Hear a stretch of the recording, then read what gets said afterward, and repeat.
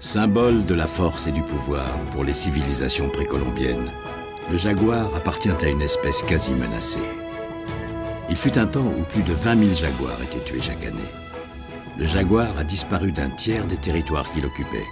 Cependant, dans les zones où il subsiste, il reste un espoir de lui éviter l'extinction.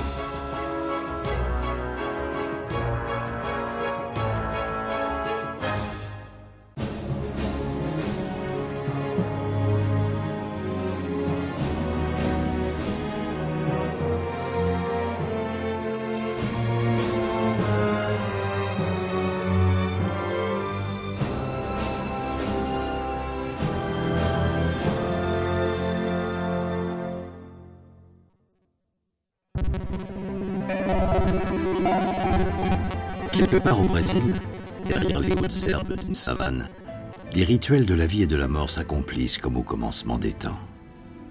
Lenda est un jaguar femelle âgé de 5 ans. Elle vient de tuer un agouti, petit rongeur sud-américain. Opportuniste, Lenda préfère les grandes proies, mais elle sait se contenter de ce qui s'offre à son croc. Leandro Silveira et son équipe suivent, étudient et filment Lenda depuis des années. Silveira est l'un des meilleurs spécialistes du jaguar, celui des grands félins que la science connaît le moins. La moitié des jaguars du monde vivent dans ce pays, le Brésil, où ils se sont adaptés à une grande variété d'écosystèmes, des marécages du Pantanal à la forêt amazonienne, en passant par les savanes du parc national d'Emas ou vit Lenda.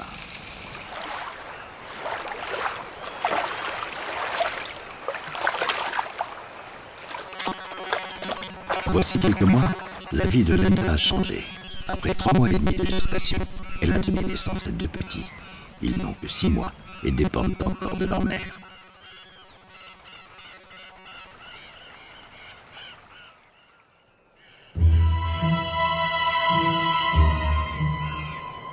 Ce jour-là, l'équipe de Leandro Silveira a capté, près de celui de Lenda, le signal d'un autre collier émetteur, celui d'un grand mâle.